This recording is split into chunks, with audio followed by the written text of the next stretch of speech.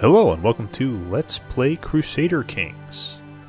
My name is Chris, and this will be our first episode of Crusader Kings. If you are coming here after watching one of my Planet Zoo videos and you're wondering what the heck Crusader Kings is, well, let me tell you. Crusader Kings is one of my all-time favorite games. It's a grand role-playing or grand strategy game that I like to role-play. Basically, the gist of it is you play as a ruling noble from the Middle Ages who just kind of play the game. There's no real like objectives. You don't, there's no win state. There's lose states, obviously. Like, for example, everyone in your family dies. You lose the game. But there's no predefined win state. You know, there's no, if you conquer all of Europe, you win the game. If you restore the Roman Empire, you win the game. You know, there's no win scenario. You just kind of set your own objectives and you play the game. And you have fun. So what we're going to be doing in this series is we are going to be playing or at least we're going to be starting out as the High Chief of Bohemia. We are going to be playing a roleplay campaign, which what that means is rather than kind of play the meta game where you set out to do a whole bunch of long campaign objectives, for example, like restoring the Roman Empire or becoming, the king of the Holy Roman Empire. You know, any of these kind of grand objectives. Instead, we just kind of play to the traits that our character has. So we're going to jump in it right now.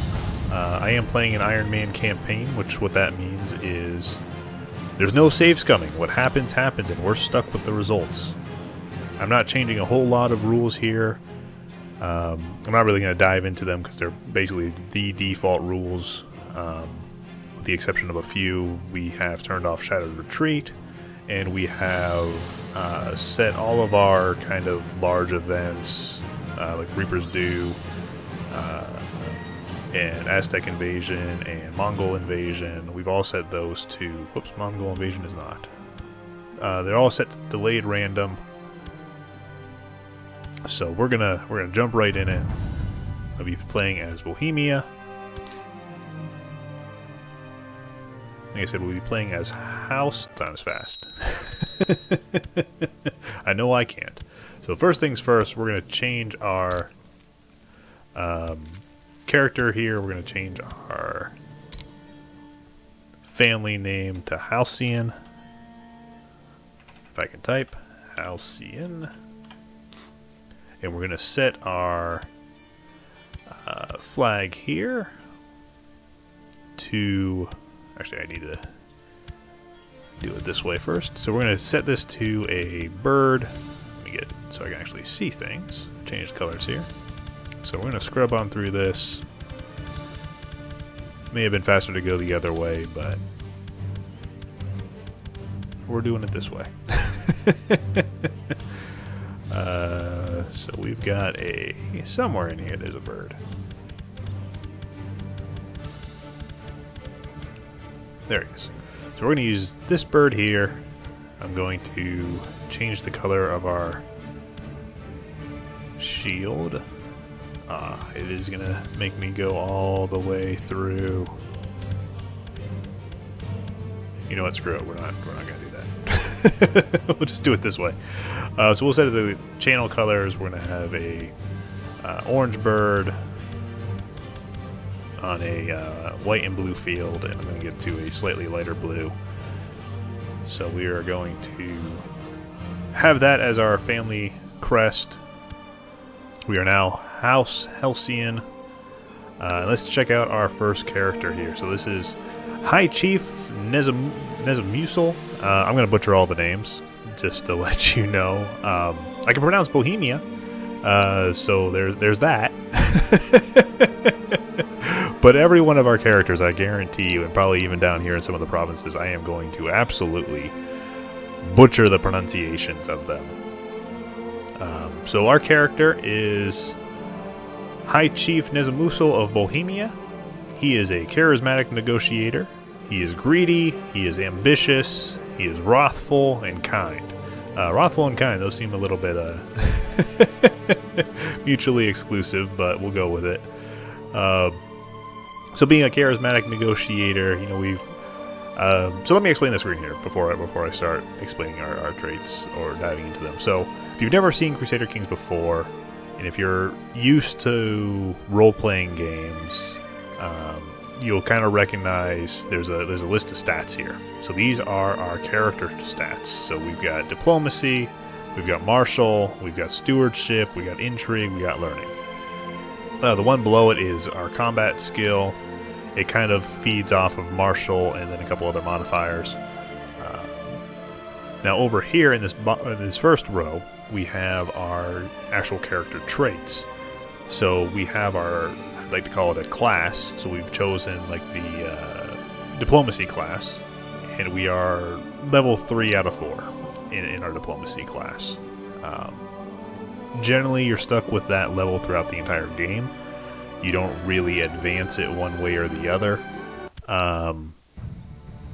There's a couple focuses or events that can fire that'll level it up for you, but for the most part, you're kind of stuck at level 3, which isn't too bad. You know, 3 out of 4 is not bad.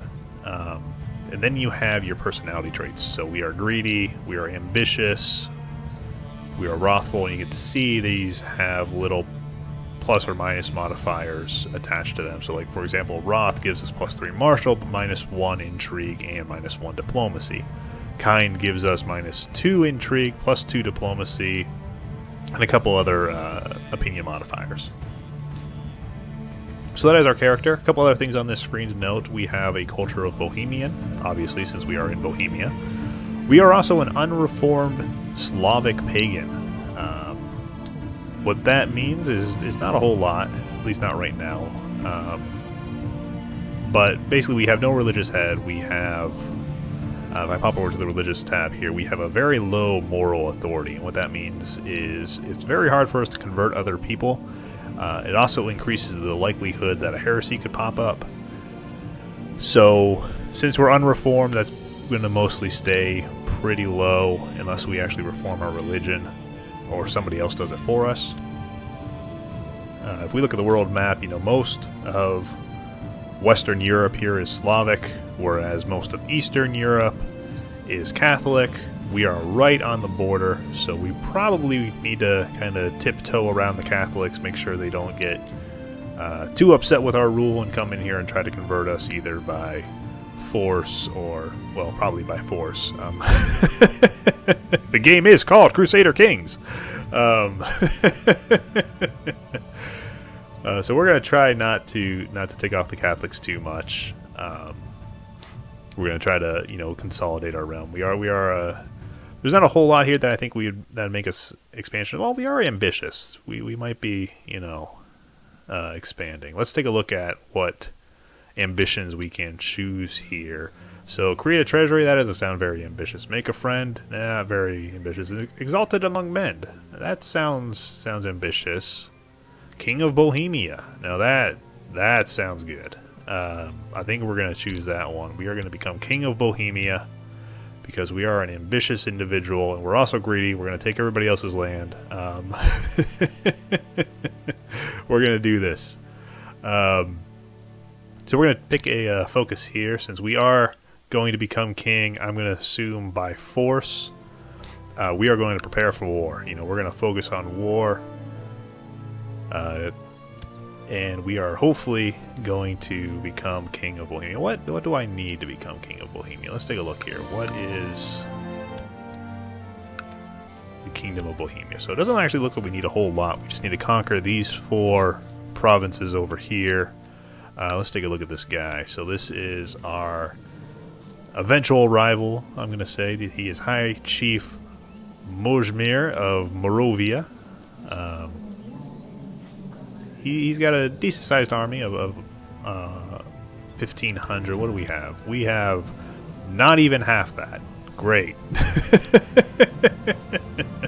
That's fantastic. This ambition is looking better and better. So let's look at our family tree a little bit more before we go beating the drums of war here. So we have a son, Chief Manada of Jizny Chechi. So he's down here just to the south of us. We are in Praha here. He also has a son, Vojan Halcyon. Doesn't look like he has any land. He is a gray MS. Let me go back to my son. Let's see what he has. So he is a intricate web weaver. He is brave, slothful, and proud. He is also ambitious, just like his old man. We have our grandson, Vojan Halcyon. He is a gray eminence. He is also ambitious. It must run in the family. He's cruel. He's wrathful and greedy. Then he has a son as well, Unislav Halcyon. He's only 5 years old, so he doesn't have any traits right now. He's too young to really have developed any traits or skills. So, let's see what else we can do here. So up on the top here we have these little button icons. And these are kind of pressing issues that we need to take care of right now. So we have an important decision available. We can worship the ancestors. I'm going to do that. Let's see. Since we've chosen... let me read the event first. So, you have decided to visit the shrine in the Holy Grove and make a sacrifice in honor of your ancestors. Hoping for their aid in return, what will you ask for? What will you ask of your forefathers? I'm going to say, guide my sword in battle and let me conquer my enemies, because we do want to become King of Bohemia here. And it looks like the only way we're going to be able to do that is through conquest. So we are going to ask for guidance in battle. We can nominate our successor. I'm going to say we're just going to nominate our son. That seems pretty easy. Our ruler is unmarried. I wonder if I would get married. I don't see anything that would be preventing me. Let's see what our prospects are here in the Welcome to the Medieval World of Dating. In this screen, there are some lovely brides-to-be. It's the medieval version of Tinder. Let's see what we got here. We are a 54-year-old man, High Chief of Nezamuso of Bohemia. He is looking for his bride-to-be. Will it be Nemina, priestess of Paramithia? These all look to be priestess. We don't really have anybody with good claims. Let's take a look. We can do it by stats. Let's see. We're diplomatic. Let's see who else here is diplomatic. It may be this Nemina. So where is that even? Let's jump to that character. So she is way the heck down here. Huh. I mean, is that even worth grabbing? I mean, in terms of an alliance, that seems like it's pretty far away. Well, why not? We will marry the 20-year-old priestess. We're robbing the cradle here. Oh, no, we're going to take a prestige hit. Maybe we won't do that. Let's see. Is there anybody that won't give me a prestige hit? I mean, these are all priestess. I imagine they will give me prestige hits if I marry them. Yeah. So we need to find someone befitting of our status.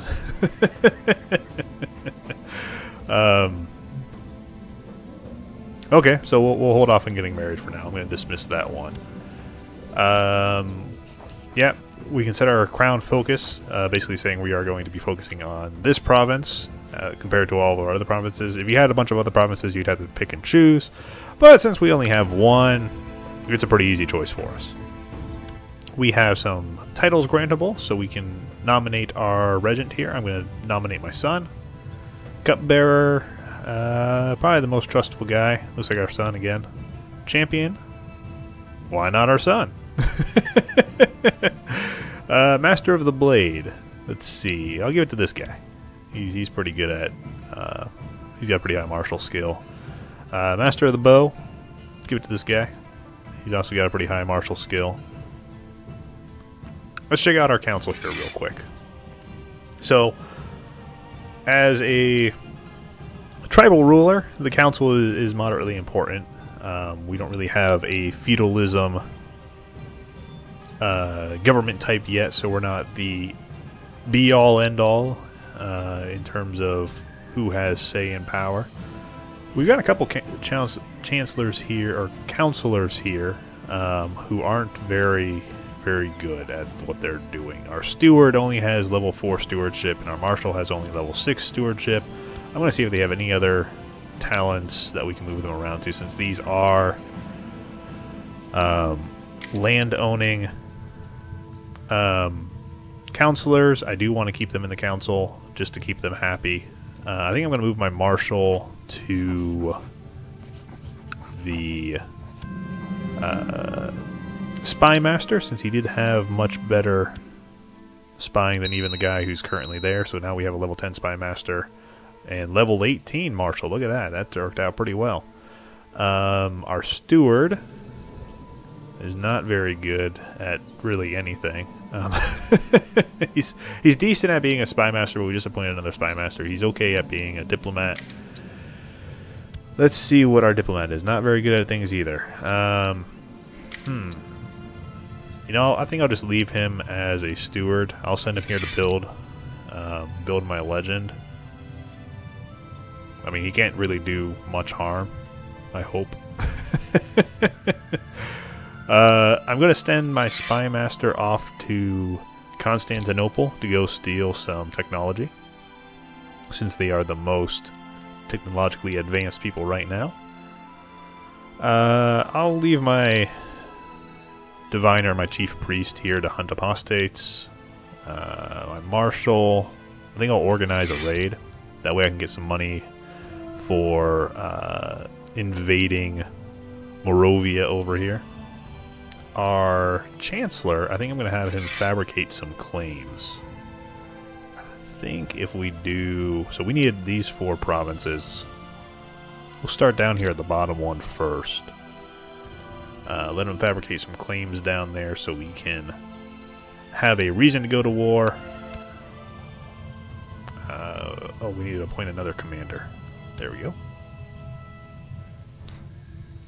So... these other tabs that are up here on the top, so we just looked at the council. We looked at laws earlier when we looked or nominated our successor. There's really not a whole lot in there right now for us.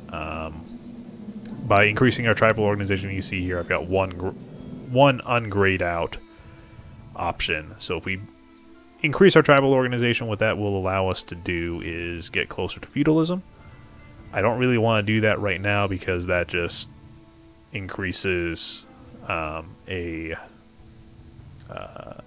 negative opinion bonus or negative opinion modifier, so we're not going to do that until we are ready. We have taxes, not super important for a tribal leader. We don't have any council laws because we have too low of a tribal organization. Our technology is abysmal. We are level 0 in everything. If I mouse around, you see how it changes. Actually, where is the technology map mode? So, there is the technology map mode. We are, like most of Eastern Europe, pretty abysmal in our technology levels here. We are very much in the Dark Ages. You see down here, like Constantinople, the last... the Byzantine Empire, the last vestige of Rome down there, has the most advanced technology at this start date. So that's why I dropped my spy master down there, so we can go down there and steal all of their lovely technology and bring it back to us uncivilized, unreformed pagans up here. This is the military tab. it allows us to raise up our levies. So we've got 700 levies that we can raise. Again, that is nowhere near the 1,500 that we need to take on the High Chief of Moravia. We can hire some retainers. These are like standing army style troops, so that you have them throughout the entire time. We'll probably hold off on that for now until we, actually need them, or we can even afford them, because we can't right now. So the intrigue tab is probably our most interesting one. It's got a whole bunch of events that we can do. Things like search for a smith so you can get armor, you can compose a book, you can invite nobles to court, invite a holy man to court, hold festivals, worship the ancestors. So all that stuff's in there. We don't have any factions right now in our realm, which is fine, but sometimes they'll start popping up here. There'll be like a faction for another heir, or a faction for increased or decreased. Well, mostly it's increasing council power. It's never decreasing council power, unfortunately. There'll be independent factions in there, but we're a pretty small realm, so we don't really have any factions going on. Our religion tab, not a whole lot going on here either, because we are an unreformed pagans.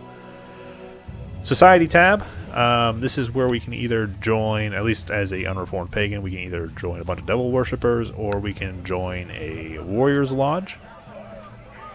So those are our two options right now.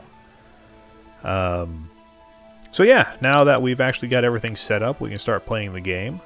I think I'll close this episode out here, and we'll start playing the game in the next episode. So thanks for watching. Hope to see you guys in the next episode, and let me know what you think of Crusader Kings. I'm excited to show it to you guys. It is like what I said, one of my favorite games. So I'm pretty excited to share it with you guys. Alright, see you guys in the next one. Take care, and see you next time. Bye.